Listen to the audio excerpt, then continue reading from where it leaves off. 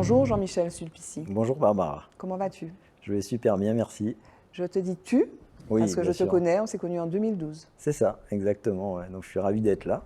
Merci d'avoir accepté l'invitation. Est-ce que tu peux te présenter, s'il te plaît? Bien sûr. Donc moi j'ai un parcours, je suis d'une mère martiniquaise, vauclinoise, et d'un père charentais. Beaucoup de voyages pendant un bon bout de temps. J'ai voyagé en Afrique, j'ai voyagé aux Antilles, dans toutes les parties de la France. De formation scientifique, j'ai un diplôme d'ingénieur. Mais toujours attiré par… Ingénieur agronome. ingénieur agronome, Oui. exactement, oui, donc strictement rien à voir. Bon, j'ai pas beaucoup exercé, j'avoue, dans la profession parce que c'est le côté laboratoire ne m'intéressait pas trop. Mais rapidement, je me suis dirigé vers tout ce qui était plutôt achat, vente, tout ce qui était contact avec les gens, dynamique commerciale, etc. Et puis, j'ai fait une carrière dans les grands groupes, majoritairement de cadres, jeunes cadres dirigeants, etc., jusqu'en 2010.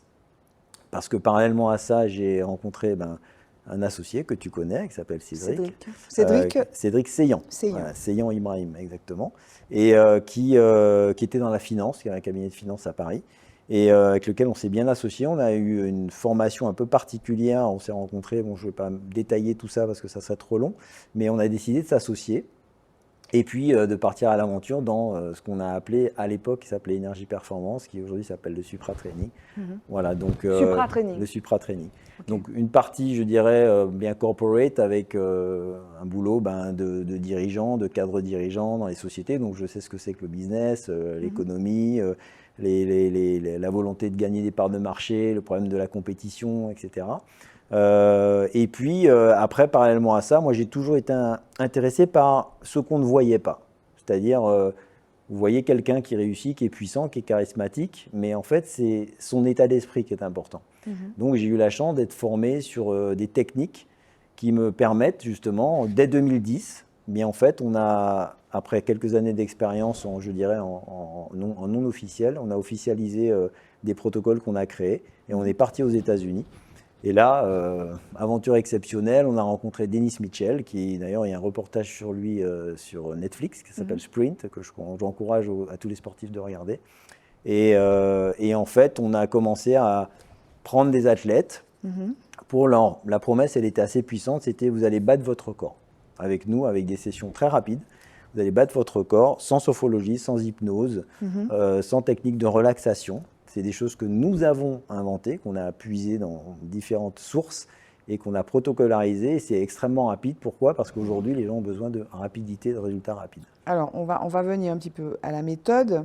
C'est vrai que 2012, quand on s'est connus, vous étiez donc à Londres, exactement, au JO de Londres. Voilà. Là, on sort des JO de Paris, mais c'était les JO de ça, Londres. C'était les JO de Et Londres. vous étiez notamment avec un champion, Félix Sanchez, qui avait 35 ans à l'époque. 34 ans à l'époque, et qui concourait dans la catégorie 400 mètres haies. C'est ça, exactement. Il a obtenu la médaille d'or. C'est ça. Et vous l'avez accompagné, exactement. Au-delà de l'âge, au-delà de la vitesse. C'est quoi le motto d'Énergie Performance à l'époque? C'est quoi les arguments pour aller plus vite, plus haut, plus fort? C'est ça.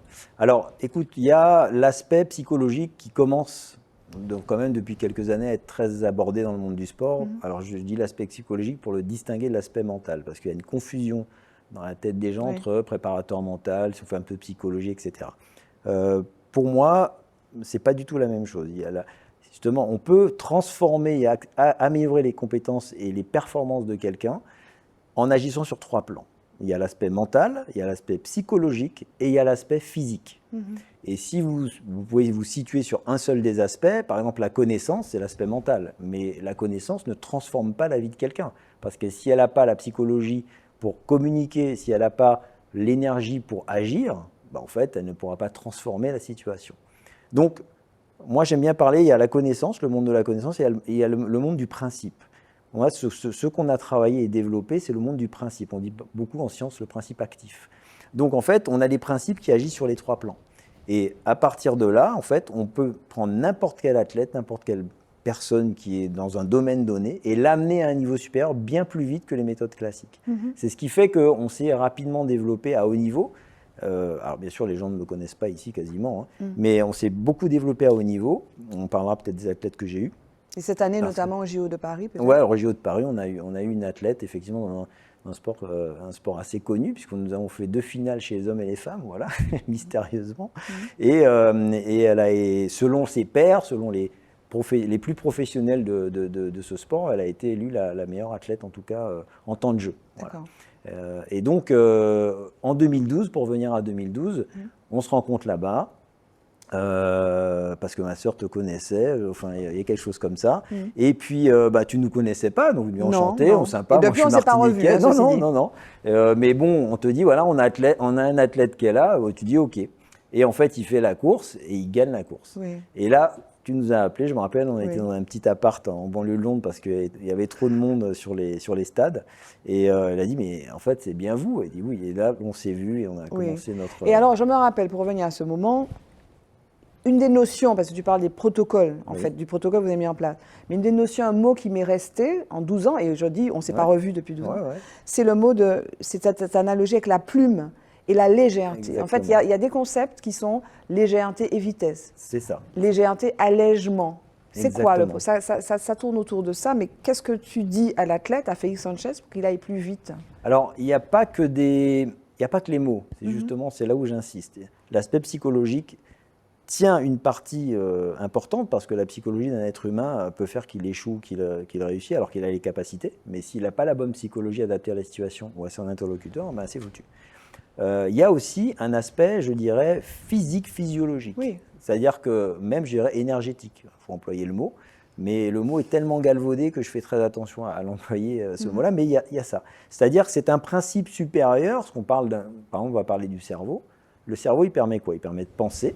D'accord, ça tout le monde le sait. Mais ce n'est pas ce qui m'intéresse. Penser, ça, personne n'a besoin de moi pour ça. C'est est-ce que tu penses bien? Et donc pour ça, il y a ce qu'on appelle une deuxième partie du cerveau qui est ce qu'on appelle la conscience. Et la conscience d'un individu lui permet de savoir qu'il pense. Donc elle est bien supérieure à la pensée. Et donc c'est d'activer ce principe supérieur qui ça ne dépend pas d'une croyance particulière, un principe de conscience, c'est-à-dire un principe supérieur à ce qu'on est nous en tant qu'individu et qui nous nourrit. Eh bien, en fait, il y a des secrets dedans qu'on peut activer chez un individu, ce qu'on appelle du déploiement neurocognitif. Et c'est ce qui fait que Félix, en fait, quand on l'a rencontré, c'est simple, ça faisait 8 ans qu'il n'avait pas battu de record. Nous, on était mandatés par son ministre. C'était assez rocambolesque pour arriver jusqu'à lui en Corée dans un premier temps, avant les JO de Londres. Et on lui a dit, voilà, écoute, descends, on te fait une démonstration en 3 minutes. J'ai pas besoin de plus, parce qu'il ne voulait pas. Au début, il ne nous connaissait pas. D'ailleurs, dans l'interview que j'ai réalisée, il le dit. Il a dit, je ne vous connaissais pas, je n'avais pas forcément envie de travailler avec des gars que je ne connais pas. Et je l'ai persuadé de descendre. Il a fait un aller-retour de 10 mètres. J'ai fait ce que je sais faire. Il est revenu, il a dit, waouh, extraordinaire. Il m'a serré la main, il dit, ok, on bosse ensemble. Et à partir de là, en fait, il a compris. Alors, c'est très intéressant le principe de légèreté dont tu parles, parce que je dis principe et pas concept, parce que le concept, on peut le comprendre, mais le principe, c'est le mettre en action. Donc, c'est déjà le comprendre, mais ensuite, il faut savoir le mettre en action. Et le mettre en action, ça va agir sur la vitesse, parce que quelqu'un qui est lourd, donc le contraire de léger, ne peut pas être rapide.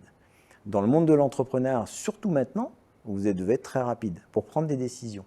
Je ne parle pas de forcément prendre la bonne. Parce que vous, effectivement, en fait, ton cabinet, avec Cédric, donc vous travaillez avec les sportifs et puis aussi les CEO, les dirigeants. Majoritairement aujourd'hui. J'ai essayé, en tout cas à l'étranger, quasiment surtout. Par contre, j'ai essayé en local aux Antilles, mais étant donné que je ne suis pas souvent là, je n'ai pas réussi vraiment encore à marketer tout ça ici, je n'avais pas forcément le besoin. Mais j'aurais aimé apporter quelque chose en fait, à la Caraïbe, de façon générale, parce qu'il y a un potentiel extraordinaire. Moi, c'est à Paris qu'il y a une communauté je dirais d'Africains antillais qui m'ont donné la chance de m'exprimer dans un podcast. Mais ici, personne. Donc c'est pour ça que je te remercie en tout cas d'être là. Parce que je pense que les entrepreneurs antillais, ils sont intelligents. Ils sont au confluent de plusieurs cultures. On est sorti bien sûr aujourd'hui du monde de nos parents et en fait ils voyagent dans leur tête déjà et par internet ils sont capables de toucher le monde entier. Mais il y a toujours des barrières. C'est difficile d'expliquer aux gens que en fait ce qu'ils n'appréhendent pas, ça existe quand même. Et précisément, revenons à cette idée, donc à ce principe de légèreté. Donc tu disais, c'est difficile quand on est lourd, d'aller vite. Exactement. Pourtant, que ça soit dans le monde du sport ou dans le monde de l'entreprise, il faut aller vite. Exactement. Il faut notamment s'adapter. Donc Comment tu travailles autour de cette notion, notamment pour les responsables d'entreprise? Ouais. Et ça va avec peut-être un autre concept, peut-être le concept d'adaptation et de rapidité peut-être. C'est tout à fait ça. Oui. Quand tu es léger, tu es forcément plus adaptable que quelqu'un qui est lourd. Quand tu es léger, en fait, tout ce qui est l'aspect émotionnel t'alourdit énormément. Beaucoup, si tout le monde réfléchit au nombre de décisions émotionnelles qu'ils ont prises, qui leur ont empêché de faire quelque chose, de le faire de façon complètement lâchée, c'est énorme dans une journée. Et donc, en fait, quand tu es léger, tu passes ce qu'on appelle au-dessus du corps psychique. C'est un principe qui agit au-delà de tes émotions et de tes croyances. C'est un principe de vie. Quand tu sais le déployer chez quelqu'un, il est moins soumis à ses émotions. Donc, il est plus rapide à prendre des décisions. Il est moins soumis à la lourdeur de ses émotions. Également, en termes de pensée, tu as des stratégies qui sont beaucoup plus élevées. C'est-à-dire que la notion de conquête, je vais parler de quelque chose d'un peu sociologique, mais aujourd'hui, ce qui prime dans les discours officiels, c'est la sécurité. Oui. Les gens ont peur. Oui. Donc en fait, quand tu as peur, tu n'es pas en conquête. Tout le monde va voir des héros au cinéma, mais en fait, dans la vie, la notion d'héroïsme, ça paraît énorme de dire ça, mais elle n'est pas cultivée. Or, moi, ce que je souhaite, c'est que chacun devienne le héros de sa propre vie, de sa propre famille. C'est ça qui est Pourquoi ? Parce que le héros, il a des qualités. Le héros, c'est celui qui est courageux, c'est celui qui ose, qui a de l'audace, et il a aussi de la chance. Parce que la chance s'ouvre aux audacieux, c'est pas moi qui l'ai dit. Celui qui n'est pas audacieux, il n'a pas besoin de chance. Il est sur son canapé tranquille, il ne va pas lui arriver grand-chose.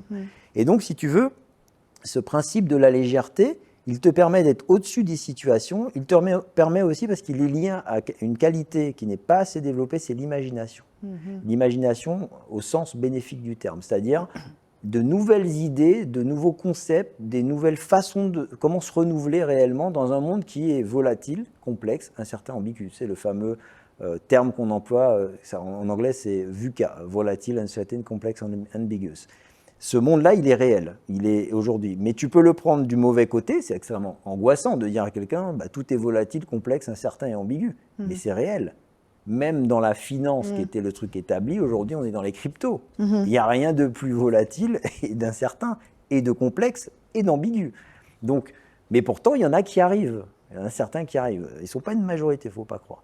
Donc, si tu veux, dans ce monde-là, le principe de la légèreté, il est ultra important. Il est encore plus important aujourd'hui parce que tout ce qui est anxiogène comme ça, cette incertitude, fait que les gens ont peur de perdre, avant même d'avoir osé quelque chose. Et dans le monde de l'entrepreneuriat, moi, même des CEO de groupes internationaux cotés au CAC 40, j'en ai, eh bien en fait, je leur montre, parce que la légèreté est liée à la clarté mentale également, eh bien en fait, je fais la clarté sur le fait que toutes les actions qu'ils mettent en place, finalement, sont basées sur la réduction et la sécurité et non pas sur l'expansion.